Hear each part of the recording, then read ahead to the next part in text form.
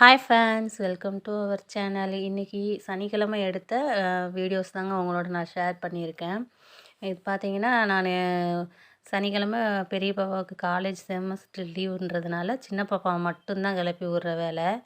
8:30க்கெலாம் நான் எப்பயும் போல் நான் கடைக்கு வந்துட்டேன். வந்து 2 சாதா ப்ளவுஸ் மட்டும் ஸ்டிச் பண்ணி கொடுத்தேன். ஏன்னா இன்றைக்கி 3 பேருக்குமே அவசர ப்ளவுஸ் தான். எல்லாம் முந்தின நாள் கொடுத்து சனிக்கிழமை ஈவினிங்குள்ளார எல்லாம் கேட்டிருந்தாங்க. அதனால் ஃபஸ்ட்டு வந்து சாதா ப்ளவுஸ் 2 முடித்து அவங்க வந்து 10 மணிக்கெலாம் வந்து வாங்கிட்டு போயிட்டாங்க.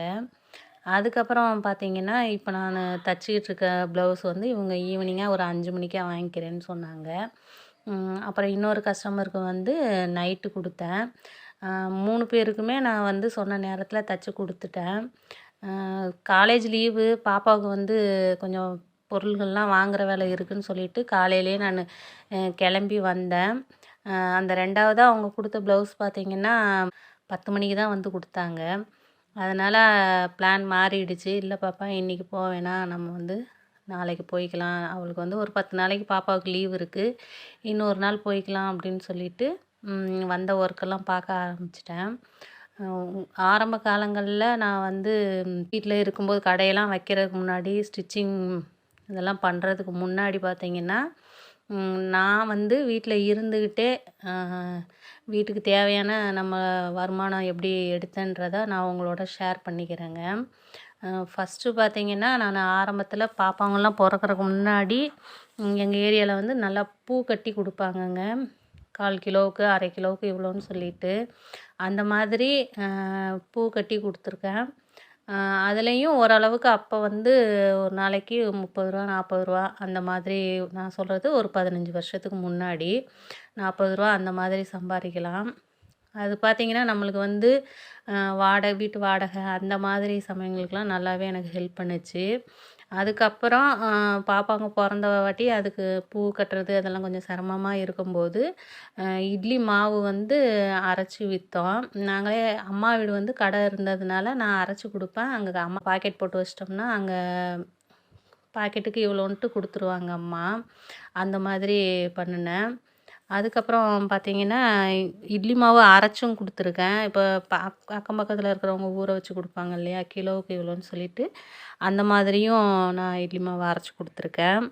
அதுக்கப்புறம் டியூஷனும் ஒரு எல்கேஜிலேருந்து 5வது படிக்கிற பிள்ளைங்க வரைக்கும் டியூஷனும் எடுத்தேன். இந்த மாதிரி நான் அப்பையிலேருந்தே என் கையில் கொஞ்சம் வருமானம்னு ஒன்று இருந்ததுனால தான் எனக்கு வந்து அடுத்து வந்து கடைன்னு வச்ச பிறகு இந்த டைலரிங்கை வந்து என்னால் எடுக்க முடிஞ்சதுன்னு நினைக்கிறேங்க.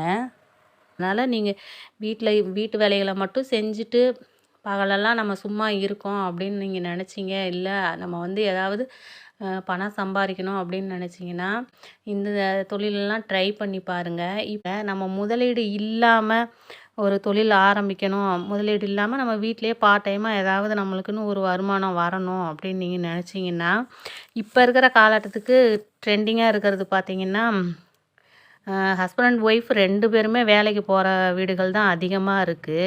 அவங்க வீட்டில் இருக்கிற குழந்தைங்கள பார்த்துக்கிறது இப்போ வந்து நிறைய சிட்டியில் இருக்கிற மாதிரி இப்போ இங்கேயும் கூட குழந்தைங்கள பார்த்துக்கிறாங்க, வீட்டில் உள்ள பெரியவங்கள பார்த்துக்கிறாங்க. அந்த மாதிரி பார்க்குறதுக்கெலாம் ஆள் தேடுறாங்க. இப்போ நாங்கள் கடை வச்சுருக்கிறதுனால மேக்ஸிமம் வீட்டு வேலைக்கு யாராவது வேணும்னாலும் நம்மள்ட்ட சொல்லி வைப்பாங்க. யாராவது வீட்டு வேலை செய்கிறவங்களும் நம்மள்ட்ட சொல்லி வைப்பாங்க, ஆள் வேணுன்றவங்களும் சொல்லி வைப்பாங்க, யாராவது இருந்தால் சொல்லுங்கள் அந்த மாதிரி. அது மாதிரி தான் இப்போ ஒருத்தவங்க எனக்கு சமீபத்தில் வந்து கேட்டாங்க, இந்த மாதிரி 2 பேரும் ஜாபுக்கு போகிறதுனால பிள்ளைங்கள பார்த்துக்கல வந்து எனக்கு ஆள் வேணும், யாராவது இருந்தால் சொல்லுங்கம்மா அப்படின்னு. வாய்ப்புகளை நம்மளே தாங்க உருவாக்கிக்கணும்.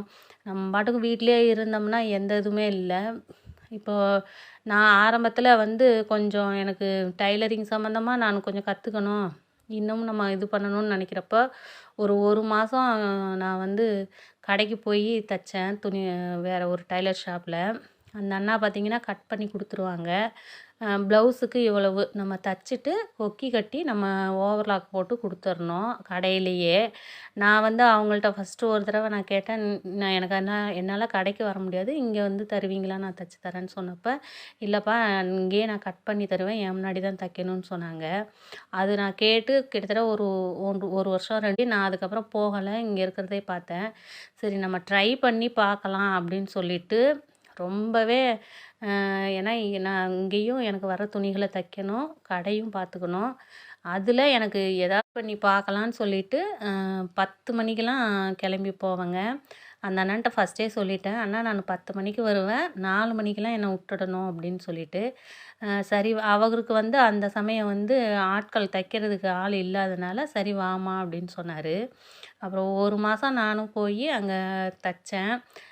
இன்னும் கொஞ்சம் எனக்கு எக்ஸ்பீரியன்ஸாகவே இருந்தது. நம்மளுக்கு துணி வரல, தைக்க வரல அப்படின்னா நம்ம வந்து இதை கூட நம்ம ட்ரை பண்ணலாம்.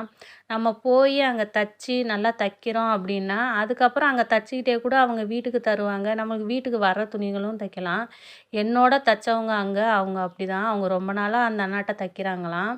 பார்த்தீங்கன்னா வீட்டுக்கிட்ட இருக்கிற ப்ளவுஸு, சுடிதாரு இதெல்லாம் வாங்கிட்டு வருவாங்க. அவங்க வந்து அந்த அண்ணா கட் பண்ணியே கொடுத்து அதை ஸ்டிச்சிங் மட்டும் பண்ணதுனால தைக்கிறது நல்லா தைப்பாங்க. ஆனால் அவங்களுக்கு கட்டிங் வராது. ஆனால் அங்கே அக்கம் பக்கத்தில் துணிகள் வாங்கிட்டு வந்து இந்த அண்ணாவையே கட் பண்ணி தர சொல்லி அவங்க வீட்டில் போய் அவங்க மிஷினில் தைச்சி கொடுப்பாங்க. அந்த மாதிரி நம்ம தாங்க வாய்ப்புகளை தேடணும். தேடுனா கண்டிப்பாக நிறைய இருக்குது. அதே மாதிரி எங்கள் கடைக்கு பக்கத்துலேயே இன்னொரு லேடி இருக்காங்க. அவங்க 2 இடத்துக்கு அக்கௌண்டன்ட் எழுத போவாங்க, கணக்கு எழுதுறதுக்கு. காலையில் ஒரு இடத்துக்கு போவாங்க, திரும்ப வந்துட்டு மத்தியானம் ஒரு இடத்துக்கு போவாங்க. அதுலேயும் அப்போ வருமானம் வருது. அப்போ வருமானம் வரக்கூடிய தொழில்கள் நிறையா இருக்குது. நம்ம தேடினா மட்டும்தான் நம்மளுக்கு கிடைக்கும்.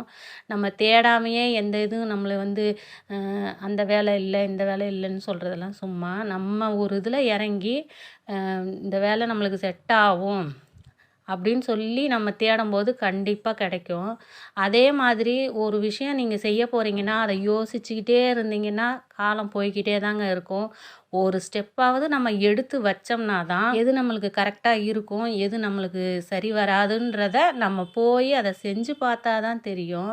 சும்மா நம்ம வந்து இது செய்யலாமா, அது செய்யலாமான்னு நினச்சிக்கிட்டே இருந்தோம்னா அது நம்ம அடுத்த இதுக்கு போகவே முடியாது.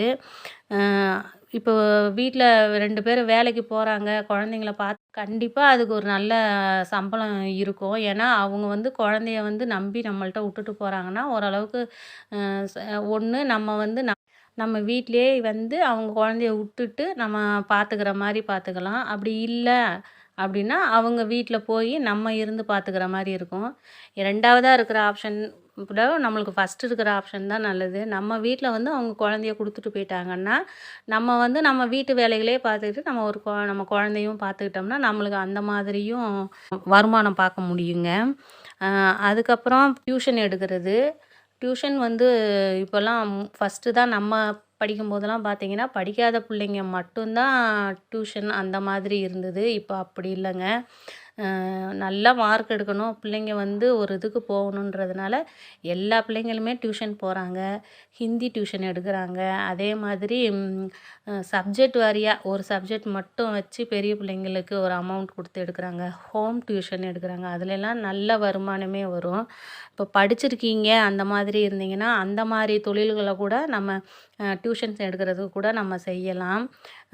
இப்போ ஒரு படி மேலே போய் ஆன்லைன் டியூஷன்லாம் வர ஆரம்பிச்சிருச்சு. அது மாதிரி நம்மளுக்கு என்ன திறமை இருக்குன்றத நம்மளாக கொண்டு வரும்போது மட்டும்தாங்க அதில் நம்ம சக்ஸஸை பார்க்க முடியும். வீடியோ பிடிச்சிருந்ததுன்னா லைக் பண்ணுங்கள், ஷேர் பண்ணுங்கள், கமெண்ட் பண்ணுங்கள், முக்கியமாக சப்ஸ்கிரைப் பண்ணுங்கள். நான் பார்த்தீங்கன்னா இன்னையோட ஒர்க்கை அவங்களுக்கு சொன்ன மாதிரியே 3 பேருக்குமே கொடுத்துட்டேன். அதில் நைட்டு கொடுத்தவங்களுக்கு மட்டும் அவங்க அளவு ப்ளவுஸ்லேயே கழுத்து இறக்கம் கொஞ்சம் அதிகமாக இருந்ததுனால அவங்க சொல்லாமல் கொடுத்துட்டேன், அது மட்டும் கொஞ்சம் சரி பண்ணி கொடுங்கன்னு சொன்னாங்க. அதுக்கப்புறமா அவங்களுக்கு வந்து நான் 9 மணிக்கு அந்த ப்ளவுஸில் வந்து கேன்வாஸ் வச்சு கொஞ்சம் அதை சரி பண்ணி கொடுத்தேன். இந்த மாதிரி தான் எனக்கு இந்த நாள் போணுச்சு. வாய்ப்புகளை நம்ம பயன்படுத்தும் போது நிச்சயம் வெற்றி இருக்குங்க. அந்த ப்ளவுஸில் ஹேண்ட் ஒர்க்கு எனக்கு இந்த மாதிரி இருந்தது, ரொம்பவே பிடிச்சிருந்தது. எப்படி இருக்குன்னு சொல்லி